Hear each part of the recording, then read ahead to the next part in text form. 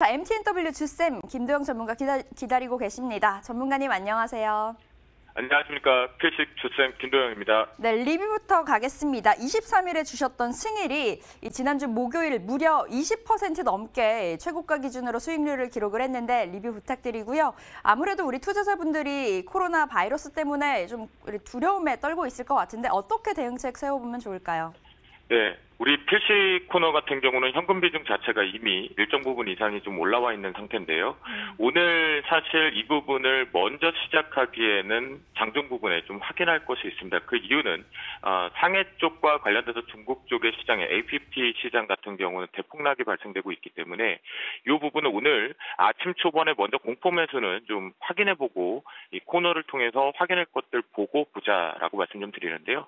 첫 번째 지금 미국 산업지수 같은 경우로 먼저 말씀 좀 드리는 건 사실 이 코로나 부분에 관련돼서 항공주와 그다음에 여행 부분의 관련주들에 대한 개파락 부분들이 크게 변동을 숨겼다라고 보시면 좋겠습니다. 하지만 현재 아랫꼬리 부분이 나스닥이나 S&P 부분이 양봉으로 좀 전환되는 부분의 특징은 있었지만 한마디가 좀 더 남아있기 때문에 이 부분 좀 확인하고 가자라고 말씀 좀 드려보도록 하겠고요. 그리고 오늘부터 첫 미국 같은 경우는 FOMC가 시작이 되는데요. 여기서 우리가 확인해 볼 건 뭐냐면 S&P 500 같은 경우에도 지금 기술적으로 한마디가 좀 더 내려올 자리가 있습니다. 실제적으로 보면 지난 부분에 이렇게 실제 한번 쉬어갔던 부분에 대한 갭을 메꾸는 부분에 한 번은 종료를 하기 위해서 갭 메꾸기 작업이 좀 필요한데요. FOMC에 대한 금리 결정보다는 이 신종 코로나 부분이 경제 성장률 부분에 대해서 얼마나 위축하는 발언들을 할 것인지가 중요합니다. 그렇다고 한다면 오늘 부분보다는 여러분들과 제가 현명하게 피시 코너에서는 매수 타이밍을 내일 정도 부분으로 잡는 게 가장 좋겠다. 저는 지금 판단을 하고 있다라고 말씀 좀 드리겠고요. 또한 오늘 같은 경우에 만약 좀 나는 그래도 달리는 말이 오늘 동반에서 좀 많이 떨어졌다. 라고 인식을 하기 위한 부분의 핵심 포인트 하나 딱 잡고 가겠습니다. 바로 원달러 환율에 대해서 1180원을 설정을 하겠는데요. 이미 가드리 박스권에 대한 상단이 돌파가 됐고 그리고 위안화 시장 자체도 우상향 쪽으로 좀 올라왔다라는 거죠. 중국 같은 경우는 증시 자체가 아직은 자유롭기 때문에 영향력이 없는 부분이지만 오늘 우리나라 시장 같은 경우 1180원이 돌파를 할 경우에는 여러분들 매수 타이밍 더 뒤로 미룬다. 앞에서 말씀드렸던 FOMC 쪽에서 이 부분에 대한 우려감들을 향후 어떤 식으로 받아들일 것인지 부분 유동성을 축소할 것인지 여부까지 열어놔야 되니까요. 1180원이 뚫어내면 매수 타이밍 좀 더 뒤로 미루자라고 말씀 좀 드리겠습니다. 선물 변곡가 쪽으로 좀 넘어가 보도록 하겠는데요.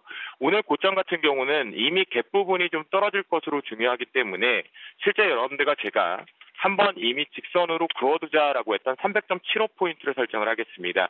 이 부분에 개파락 부분에 대해서 추가적으로 이탈할 경우에 저항이 만만치 않다라는 거죠. 순간적으로 심리 자체가 붕괴되기 때문에 동반에서 하락 부분이 발생이 될 수 있습니다. 그러면 저점 부분이 좀 중요할 것 같습니다. 오늘 같은 경우 개파락 이후에 299.25포인트를 갭으로 떨어지는 부분에서 발생이 되더라도 299.25로 올라타면 실제적으로 시장은 살짝 안정화를 찾을 부분, 관망세 쪽으로 좀 들어오겠다라고 보시면 좋을 것 같겠고요.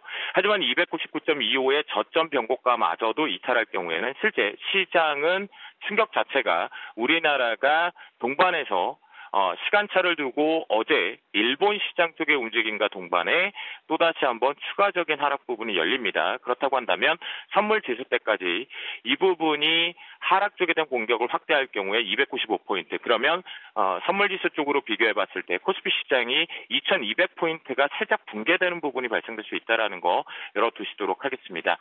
리뷰 쪽으로 가보면 이 얘기는 드렸습니다. 아니길 여러분들과 제가 명절을 맞이해서 우리는 먼저 예방을 하자라는 표현의 승의를 데톨 부분과 함께 손서정적으로 말씀을 좀 드렸는데요. 지금 이미 마스크라든가 손 세정제, 그 다음에 살균 세정제 같은 경우는 풍기 현상이 발생이 됐죠. 하지만 시장에서의 심리가 그대로 보여드시되 윗꼬리가 3일 연속적으로 발생됐다라는 거, 그러니까 트레이딩 관점밖에는 없다라는 부분이다라고 보시면 좋겠는데요. 역시 마찬가지입니다. 오늘 같은 경우에도 전반적으로 전일 시간에 말씀드렸던 대로 시초 출발이 갭상승이 7% 이하 쪽으로 발생이 될 경우 공격적으로 가격대 따지지 말고 자신 있게 들어가서 트레이딩을 하자라고 말씀 좀 드리는데요. 현재 이 부분은 단순하게 마무리가 되지는 않을 것 같습니다. 그렇다고 한다면 마스크와 손 세정제와 살균 세정제 쪽은 트레이딩 쪽을 계속해야 될 것 같은데요.